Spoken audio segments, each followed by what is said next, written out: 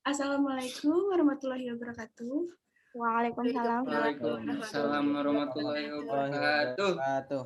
Selamat siang teman-teman semuanya. Alhamdulillah Siang. kita hari ini diberikan kesehatan sehingga kita bisa berkumpul di forum diskusi virtual ini. Dan alhamdulillahnya walaupun jarak dan waktu kita terbatas dan terjadi penghalang gitu ya, tapi tidak menyurutkan semangat kita untuk bertemu walaupun dalam virtual. Oke, sebelumnya perkenalkan nama saya Mita Melviana Hairunisa, selaku moderator yang akan memimpin forum diskusi pada siang hari ini. Dan tidak lupa juga saya akan mengenalkan teman-teman dari kelompok 7, Sobat Ambiar. Yang pertama ada Mas Andika Lutfi Satyatama selaku koordinator kelompok 7. Selamat siang, Mas. Siang, Bu. Ya, lalu ada Mbak Dini Aminarti. Selamat siang, Mbak Dini. Iya, siang, Mei. Oke, lalu ada Mbak Hilma Mumtazah. Selamat siang. Siang, Mei. Ada saya sendiri, Mita Melviana. Lalu ada Mas Muhammad Fikri Abdurrahman. Selamat siang. Siang. Dan ada Mas Rahmat Rio Ginting. Alhamdulillah semuanya hadir ya, dan fresh sekali nih mukanya. Alhamdulillah ya, semangat banget ya hari ini. Semangat lah. Alhamdulillah. Jadi tanpa berlama-lama lagi, mungkin kita langsung aja memulai forum diskusi kita pada siang hari ini dengan tema atau judul kerusakan hutan, pembalakan liar hingga penambangan emas ilegal. Nah, banyak nih pertanyaan-pertanyaan yang muncul tentang kasus ini. Jadi nanti kita akan membahas tidak hanya tentang dampak lingkungannya saja, tapi dari dampak untuk masyarakatnya bagaimana, perspektif dalam Islam bagaimana, sampai ke ekonomi mikro-Islamnya. Oke, dari pertanyaan pertama nih, bagaimana tindakan pemerintah dalam menangani pembalakan liar? Saya mau tahu nih tanggapan dari salah satu teman-teman di sini ya. Boleh langsung ditanggapi Mas Rahmat Rio Ginting, dipersilakan.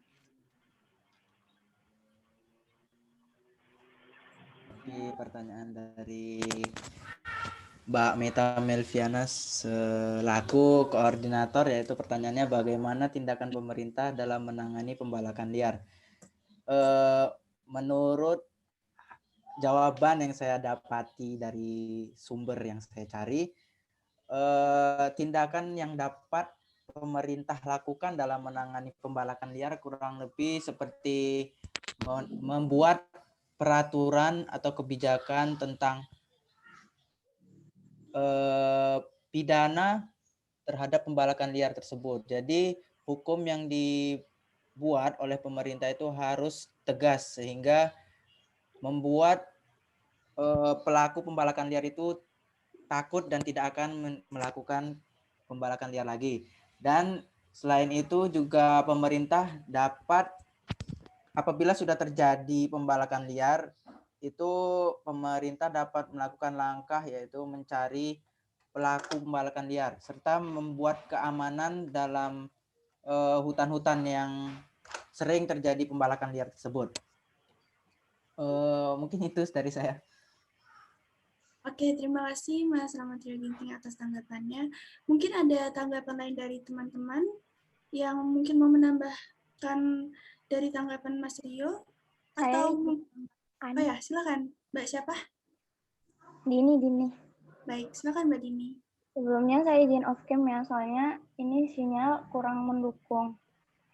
Baik, jadi menurut saya tindakan pemerintah yang bisa dilakukan dalam menangani kasus semacam ini tuh ada 3. Yang pertama, harus ada kegiatan sosialisasi tentang pentingnya hutan, atau pemerintah harus menanamkan kesadaran kepada masyarakat sekitar gitu tentang bagaimana pentingnya hutan. Terus pemerintah atau pihak-pihak yang berwajib tuh harus bisa melakukan kegiatan patroli pengamanan atau penjagaan hutan. Terus yang paling penting harus ada ini sih, penegakan hukum penegakan hukum di bidang kehutanan. Itu sih kalau dari saya. Baik, terima kasih atas tambahan tanggapannya Mbak ini. Mungkin ada lagi yang lain mau menanggapi? Saya juga mau menambahkan sedikit ya. Jadi dalam kewenangan pemerintah itu diatur dalam Undang-Undang Nomor 41 Tahun 1999 tentang kehutanan maupun dalam Undang-Undang Nomor 32 Tahun 2004 tentang pemerintah daerah serta peraturan perundang-undangan terkait. Jadi memang sudah ada undang-undangnya dalam menangani kasus pembalakan liar ini. Gitu ya. Oke. Terima kasih teman-teman atas tanggapannya. Kita beralih ke pertanyaan yang kedua. Nah, bagaimana sih Islam memandang pembalakan liar dan apa hukuman yang dijatuhkan bagi para pelaku pembalakan liar, entah bagi perusahaan yang terlibat maupun oknum yang menjadi algojo? Oke, saya minta tanggapannya kepada Mbak Hilma, dipersilakan. Baik, saya akan menjawab pertanyaan bagaimana Islam memandang pembalakan liar dan apa hukuman yang dijatuhkan bagi para pelaku pembalakan liar entah bagi perusahaan yang terlibat maupun oknum yang menjadi algojo. Kalau dari dari Islam itu memandang ini itu sebagai tindakan kejahatan karena kalau dari Islam itu sesuatu hal perbuatan manusia yang merusak, melanggar ataupun menyulitkan suatu kegiatan manusia ataupun lingkungan itu termasuk dalam tindakan kejahatan. Nah, hukuman yang dijatuhkan bagi para pelaku pembalakan liar, entah bagi perusahaan yang terlibat ataupun oknum yang menjadi algojo, kalau dalam Islam itu belum dijelaskan secara detail. Karena dari pihak Islam, dari syariat Islam itu menyerahkan hal-hal seperti ini kepada negara karena memang bukan di bidangnya. Cuman kalau untuk seperti memberikan nasihat seperti hukuman seperti apa yang dilakukan, kalau dari Islam itu malah seperti memotong tangan seperti dalam surat Al-Maidah dijelaskan dalam surat Al-Maidah ayat 33 yang artinya, sesungguhnya pembalasan terhadap orang-orang yang memerangi Allah dan Rasul-Nya dan membuat kerusakan di muka bumi hanyalah mereka dibunuh atau disalib, atau dipotong tangan dan kaki mereka dengan bertimbal balik atau dibuang dari negeri tempat kediamannya. Yang demikian itu sebagai suatu penghinaan untuk mereka di dunia dan di akhirat mereka beroleh siksaan yang besar. Karena memang Islam itu sudah menyerahkan hal seperti ini kepada pihak negara yang berwajib. Seperti itu. Mungkin ada teman-teman yang mau menambahi dari tanggapan saya. Ya. Oke. Seperti yang tadi udah dijelaskan sama saudara Hilma ya, terkait bagaimana Islam memandang pembalakan liar ini. Saya hanya mau nambahin dari hukuman yang bakal dijatuhin sama algojo maupun oknum. Sebagaimana kita ketahui, kasus illegal logging ini merupakan bentuk dari kejahatan lingkungan terorganisasi. Yang tadi udah dijelasin juga sama Meita, kejahatan lingkungan ini sendiri diatur di Undang-Undang Nomor 23 Tahun 2009 tentang perlindungan dan pengelolaan lingkungan hidup dengan hukuman terberat pidana 15 tahun penjara dan denda paling banyak 15 miliar. Kejahatan terhadap hutan juga diatur dalam Undang-Undang RI Nomor 18 Tahun 2013 tentang pencegahan dan pemberantasan pengrusakan hutan dan Undang-Undang RI Nomor 41 Tahun 1999 tentang kehutanan dengan sanksi pidana minimum 5 tahun penjara dan denda paling sedikit 1,5 miliar. Kayak gitu. Terima kasih Mbak Hilma dan Mas Andika telah menanggapi pertanyaan ini. Memang tadi sudah dijelaskan ya oleh Mbak Hilma dan Mas Andika, bahwasanya memang pemerintah juga sudah menyiapkan peraturan tentang sanksi pidana sendiri nih untuk pelaku pembalakan liar. Yang tadi Mas Andika sebutkan itu dipidana penjara paling singkat 1 tahun, kalau setahu saya. Paling singkat 1 tahun dan paling lama 5 tahun. Serta pidana paling sedikit itu 500 juta rupiah. Jadi ya ini jadi tamparan untuk kita semua sih ya, untuk menjaga bumi ini memang butuh butuh ekstra dalam menjaga, karena banyak oknum-oknum yang mungkin hanya mementingkan diri mereka sendiri, tidak memikirkan bagaimana kelanjutan bumi atau hutan yang sebenarnya telah menjadi kehidupan kita gitu loh, sumber kehidupan kita. Oke, terima kasih Mbak Hima dan Mas Andika atas tanggapannya. Kita beralih ke pertanyaan ketiga.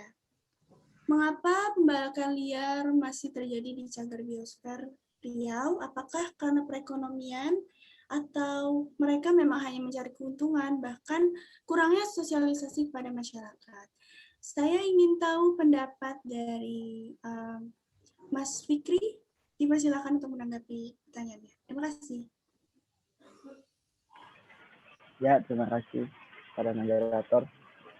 Kali ini saya akan menjawab pertanyaan tersebut. Mengapa pembalakan liar masih terjadi di cagar biosfer Riau? Kemungkinan besar karena angka kemiskinan di sana sangat tinggi dan juga banyak permintaan kayu-kayu kepada perusahaan kayu. Itu juga mengaruh pada keinginan masyarakat untuk mencari lebih banyak tapi secara ilegal agar lebih penghasilannya lebih tinggi, untungnya lebih jauh lebih tinggi. Mungkin pendapat saya saja sih karena faktor kemiskinan kemungkinan, karena kan kayu juga mahal, izinnya juga susah. Oke. Baik, Mas Fikri, terima kasih atas tanggapannya. Mungkin saya mau memberikan tambahan sedikit ya. Memang ada beberapa faktor nih penyebab terjadi masih banyak sekali pembalakan liar yang terjadi, tidak hanya di Riau nih, banyak juga di daerah-daerah lainnya. Nah, itu tuh faktor penyebabnya tuh masih banyak karena yang pertama benar tadi kata Mas Fikri tentang krisis ekonomi, di mana masih banyak masyarakat di daerah-daerah butuh sekali dengan pendapatan dan lapangan pekerjaan. Lalu juga ada pengaruh-pengaruh nih dari masyarakat-masyarakat yang lain yang sudah bergabung dalam bekerja secara ilegal ini. Jadi mereka terpengaruh nih karena banyaknya omongan-omongan, oh saya digaji besar, tapi dengan cara seperti ini. Mereka yang hanya ingin mendapat penghasilan gitu, mereka jadi berpikir, oh ya sudah, saya buat apa saya masih memikirkan hal atau haramnya mungkin ya. Jadi mereka berpikir yang penting saya dapat penghasilan gitu. Lalu ada perubahan tatanan politik di mana juga di sini tuh ada faktor kolusi, korupsi, dan nepotisme atau KKN. Karena bisa terjadi akibat pejabat lokal yang mempunyai kekuasaan untuk memberikan kontrak akses pada lahan hutan dan memastikan bahwa berbagai perundang-undangan ditegakkan atau diabaikan. Kemudian para pengusaha yang memiliki modal tuh merasa saya sudah punya orang dalam gitu, saya sudah punya izin nih dari pemerintah. Jadi mereka menyalahgunakan itu gitu. Lalu ada lagi nih faktor-faktornya, lemahnya koordinasi antara aparat penegak hukum. Karena lemahnya koordinasi antara aparat penegak hukum itu jadi banyak oknum-oknum jahat, oknum-oknum yang tidak bertanggung jawab, apalagi pemerintah-pemerintah yang punya kewenangan dan disalahgunakan gitu. Lalu adanya lemahnya sistem harga kayu hasil tebang liar yang lebih murah, kemampuan pasokan kayu dan kemampuan penyediaan industri di perkayuan yang legal tidak sebanding dengan tingginya permintaan terhadap kayu di dalam dan di luar negeri. Jadi sehingga terjadinya ketimpangan antara persediaan dan permintaan, kemudian menimbulkan permintaan tambahan akan kayu yang diambil dari illegal logging ini. Oke, mungkin itu tambahan dari saya. Mungkin ada tambahan dari teman-teman yang lain? Saya mau nambahin dikit. Tadi kan Saudari Meita sudah menjelaskan banyak tentang kenapa masih terjadi di cagar biosfer Riau ini. Saya mau nambahin dua aja. Yang pertama itu kelembagaan. Belum mantapnya status kawasan hutan menjadi pemicu terjadi konflik pemanfaatan lahan oleh masyarakat sehingga membuka peluang terjadinya praktek penebangan liar di dalam kawasan hutan. Di sini lembaga resmi yang berkecimpung dalam dunia perhutanan di Indonesia itu kurang, karena pada dasarnya hutan-hutan di Indonesia ini sebenarnya diatur oleh pemerintah daerah, yang dimana kewenangannya itu berasal dari kewenangan pemerintah pusat. Jadi kurangnya kewenangan pemerintah daerah dalam melakukan pencegahan pembalakan liar ini masih sangat minim karena kurangnya kesadaran dari pemerintahan pusat juga. Faktor yang kedua itu ada lemahnya law enforcement. Ini hukum itu sangat penting bagi efek jerah para pelaku. Nah, di Indonesia itu kegiatan praktek pembalakan liar ini masih minim hukum yang disanksi pada pelaku. Umumnya itu masih cuman berlaku pada algojonya aja, nggak sampai perusahaannya itu, karena tidak ada kejelasan yang mantap akan perhutanan ini, sehingga diharapkan di seluruh penjuru Indonesia undang-undang tentang kehutanan dan sanksi lebih diperbaiki lagi dan lebih diperketat lagi agar tidak terjadi kerusakan lingkungan akibat dari pembalakan liar dan segala bentuk eksploitasi sumber daya alam yang terjadi di Indonesia. Terima kasih. Baik, terima kasih atas tanggapannya Mas Andika Lutfi. Kita langsung saja beralih ke pertanyaan selanjutnya. Apa saja dampak yang terjadi akibat illegal logging terhadap lingkungan, masyarakat, maupun ekonomi negara? Saya mau tahu tanggapan dari Mbak Dini Aminarti, dipersilakan. Jadi, apa saja dampak yang terjadi akibat illegal logging terhadap lingkungan, masyarakat, maupun ekonomi negara? Kalau dampak yang terjadi terhadap lingkungan, ya adanya pembalakan liar semacam ini kan bisa jadi nanti terjadinya banjir.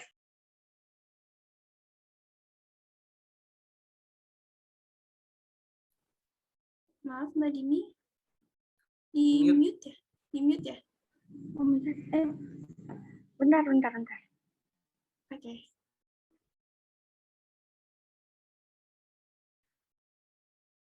Mungkin ada kendala jaringan ya Mbak Dini ya? Boleh saya ambil alih dulu ya? Boleh. Oke. Tadi sedikit penjelasan dari Mbak Dini tuh bisa terjadi banjir ya karena adanya pembalakan liar ini.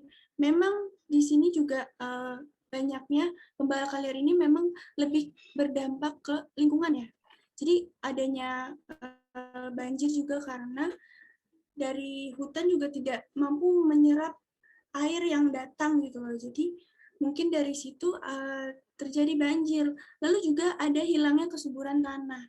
Nah, ketika hutan dibabat pohon-pohonnya gitu, mengakibatkan tanahnya menyerap sinar matahari terlalu banyak sehingga menjadi sangat kering dan gersang. Mbak Dini sudah bisa masuk lagi? Belum ya? Keluar dia malahan. Oh, mungkin kendala jaringan ya. Oke, saya lanjutkan lagi ya. Terus lalu ada turunnya sumber daya air, karena pohon sangat berkontribusi dalam menjaga siklus air, jadi itu melalui akar pohon yang menyerap, air yang kemudian dialirkan ke daun, kemudian menguap dan dilepaskan ke atmosfer. Lalu pohon-pohon ini ketika ditebang, daerah tersebut menjadi gersang, maka tak ada lagi yang membantu tanah menyerap lebih banyak air. Dengan demikian akhirnya menyebabkan terjadinya penurunan sumber daya air. Lalu adanya punahnya keanekaragaman hayati karena habitat mereka dibabat habis gitu ya oleh oknum-oknum yang tidak bertanggung jawab itu, banyak hewan-hewan liar yang tidak punya habitatnya lagi. Jadi mereka sering sekali tuh tiba-tiba ke pemukiman warga karena mereka merasa tidak aman dan habitat mereka tuh sudah dimusnahkan gitu.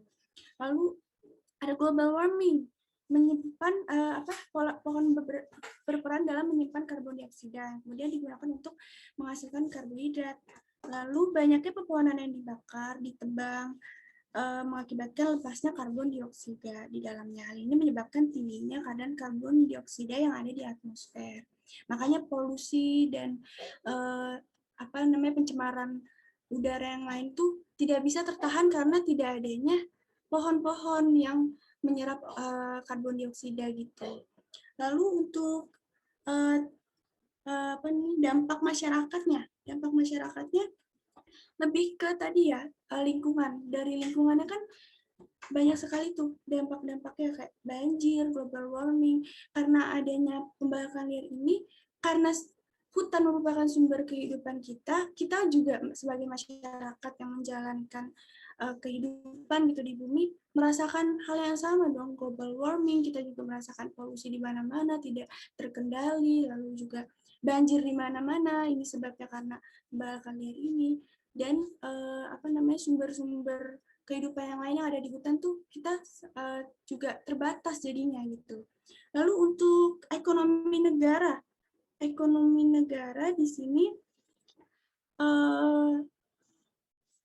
dalam ekonomi negara ini kerugian yang timbul akibat pembakaran liar berkurangnya pendapatan negara dalam hal pendapatan negara bukan pajak, karena kegiatan pembakaran liar ini kan menebang kayu tanpa izin ya, mengangkut kayu dan menjualnya yang ironisnya tidak dilaporkan kepada pemerintah gitu.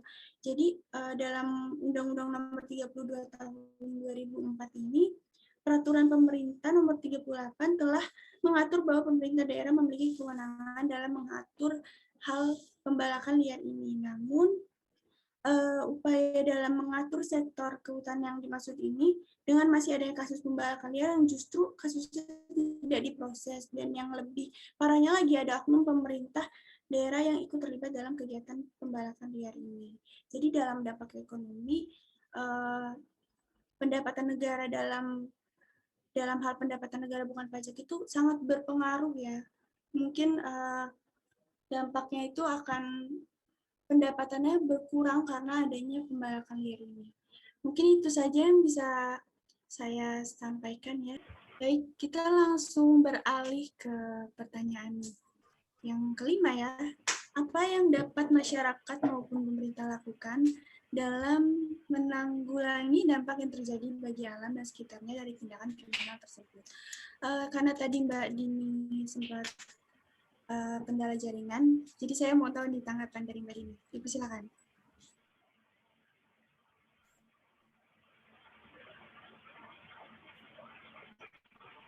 Apakah ada Mbak Dini di sini? Mbak Dini? Mic-nya di anu dulu mungkin. Lupa pencet.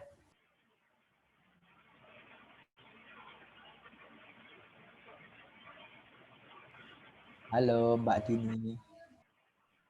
Mbak Dini? Kendala jaringan lagi kah? Kayaknya masih deh. Masih ya? Oke. Saya oper aja ya. Saya oper ke Mas Fikri deh. Ibu silakan tanggapi. Ya.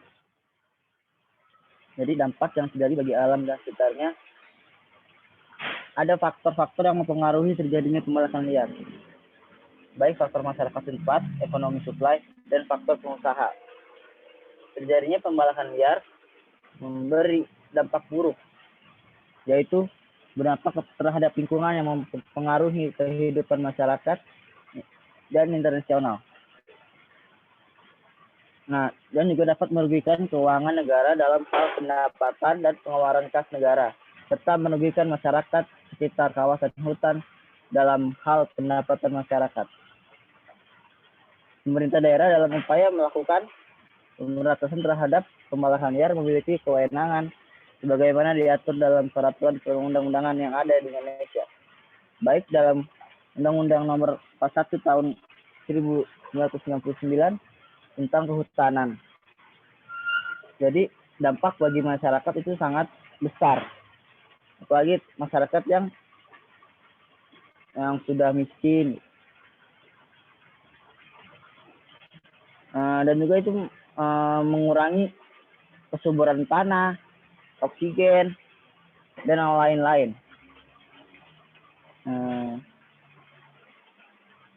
Mungkin itu saja pendapat saya.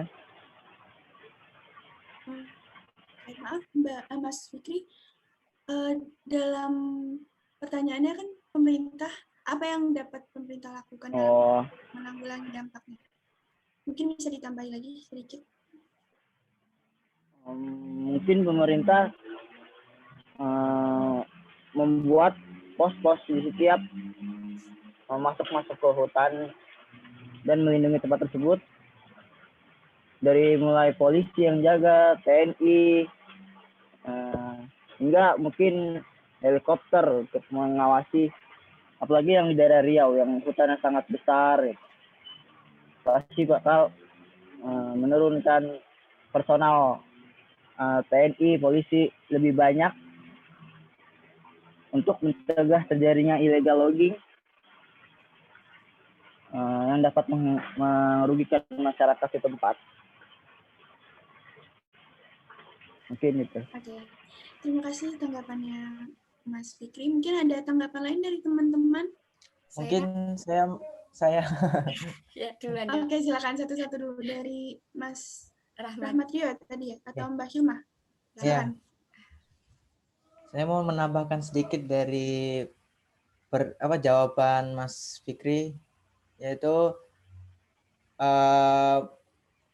yang dapat masyarakat maupun pemerintah lakukan dalam menanggulangi dampak yang terjadi bagi alam dari tindak kriminal tersebut, kurang lebihnya mungkin bisa melakukan penyuluhan kepada masyarakat, seperti penyuluhan tentang bahayanya penembangan liar, pembalakan liar, dan semacamnya, sehingga harus lebih gencar dijaga. Yang selanjutnya melakukan reboisasi atau penanaman kembali. Dari pemerintah dan masyarakat tentu memiliki peran besar dalam menanggulangi ini. Dari efek pembalakan liar tersebut bisa menyebabkan banjir, sehingga perlu dilakukan penanaman ulang atau reboisasi. Selanjutnya yaitu pemerintah ataupun masyarakat bisa melakukan pengawasan dan pengendalian terhadap biosfer hutan yang ada pada lingkungan masing-masing. Terus mempertegas peraturan perundang-undangan. Itu saja dari saya.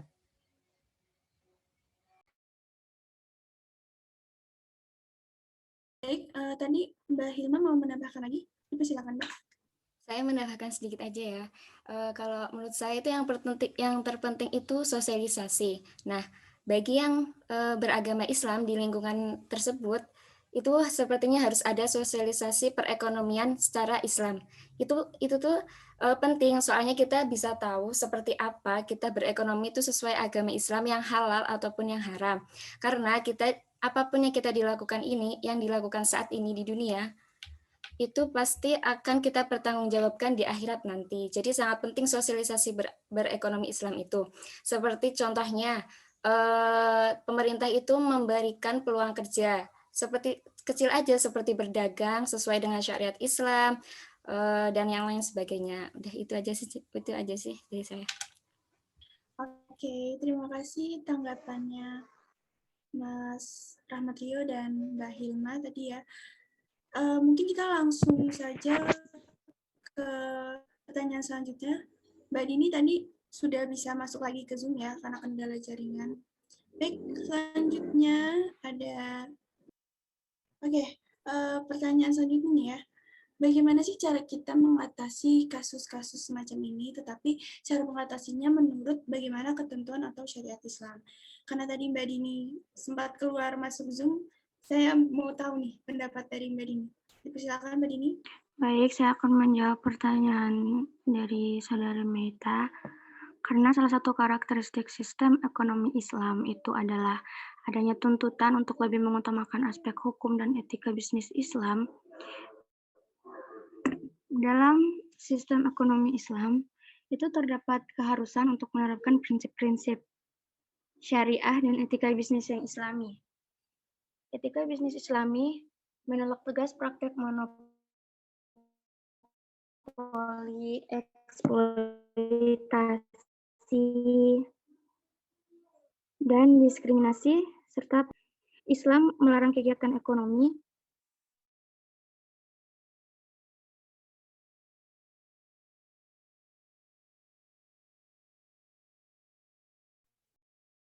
kendala lagi ya mungkin ya. Mbak Nini. Oke, kita oper langsung aja ya ke teman-teman yang lain yang mungkin mau menanggapi. Silakan. Mas Andika mungkin atau Mas Rahmat Rio yang mau menanggapi, langsung saja silakan. Aku deh dikit. Tadi kan setengahnya sudah dijelaskan sama saudari Dini tentang bagaimana perekonomian Islam dan sebagainya macam. Nah, aku mau ngebahas firman Allah tentang wajib mematuhi peraturan yang ditetapkan pemerintah yang melarang penebangan dan menambang yang berlebihan. Di dalam surah An-Nisa 59, artinya, hai orang-orang yang beriman, taatilah Allah dan taatilah Rasul-Nya, dan ulil amri di antara kamu. Kemudian, jika kamu berlainan pendapat tentang sesuatu, maka kembalikanlah ia kepada Allah atau Al-Quran, dan Rasul-Nya atau Sunnah-Nya. Jika kamu benar-benar beriman kepada Allah dan hari kemudian, yang demikian itu lebih utama bagimu dan lebih baik akibatnya. Gitu aja. Oke, terima kasih tanggapannya untuk Mas Andika. Kalau teman-teman yang lain masih punya tanggapan lain atau jawaban lain, bisa langsung ditanggapi saja. Bagaimana? Sudah tidak ada ya? Mbak Dini sepertinya masih kendala jaringan, jadi belum bisa bergabung di Zoom nih. Oke. Iya, lanjut aja dulu forum diskusinya. Oke, jadi karena ini pertanyaan terakhir. Di mute Mbak. Mute. Oke, maaf sebelumnya. Karena tadi pertanyaan terakhir dan saya punya quotes di sini. Saving the earth starts with you. Nah, jadi karena sudah banyaknya tanggapan-tanggapan dari teman-teman yang lainnya, bagaimana dampak dari illegal logging, dari bidang hukum maupun ekonomi mikro Islam sampai pandangan Islam sendiri. Jadi saya punya kesimpulan di sini dari diskusi-diskusi yang tadi kita bahas ya. Kesimpulannya adalah pembalakan liar yang terjadi di Indonesia terjadi karena dua faktor. Yang pertama faktor hukum dan faktor non-hukum. Faktor-faktor yang mempengaruhi terjadi pembalakan liar di luar hukum, baik faktor masyarakat, ekonomi supply, dan faktor pengusaha. Terjadinya pembalakan liar ini memberi dampak buruk terhadap masyarakat, lingkungan, mempengaruhi kehidupan masyarakat Indonesia dan masyarakat internasional maupun keuangan negara dalam hal pendapatan dan pengeluaran kas negara, serta merugikan masyarakat sekitar kawasan hutan dalam hal pendapatan masyarakat.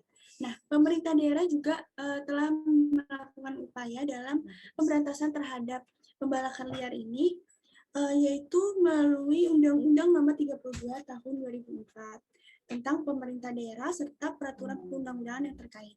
Pemerintah sekalipun sebenarnya walaupun memiliki kewenangan di sini, cuma kewenangannya sangat terbatas dan itu juga tergantung dengan bagaimana cara pemimpin-pemimpin dan pemerintah-pemerintah tersebut menjalankan kewenangannya tersebut.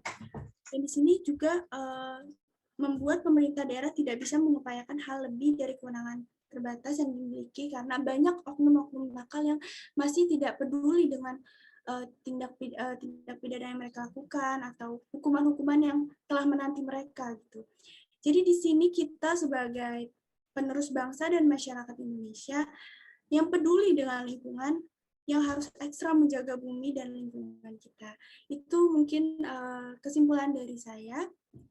Terima kasih atas kehadiran dan tanggapan-tanggapan yang luar biasa dari teman-teman kelompok 7.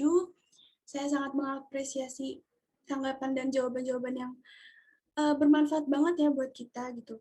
Jadi di sini kita juga berdiskusi tentang pembalakan liar dan lingkungan. Semoga juga bermanfaat bagi teman-teman yang nantinya akan menonton video kita. Jadi saya tutup forum diskusi ini dengan membaca Alhamdulillah bersama-sama. Alhamdulillahirobbilalamin. Baik, terima kasih kepada teman-teman yang telah hadir. Untuk Mbak Dini mungkin masih kendala jaringan, nanti akan diberikan izin mungkin ya kepada dosen yang bersangkutan. Mohon maaf bila ada kesalahan kata atau tindakan, begitupun juga kurangnya dari materi yang kita berikan. Semoga bermanfaat bagi kita semua. Saya akhiri. Terima kasih sekali lagi. Wassalamualaikum warahmatullahi wabarakatuh.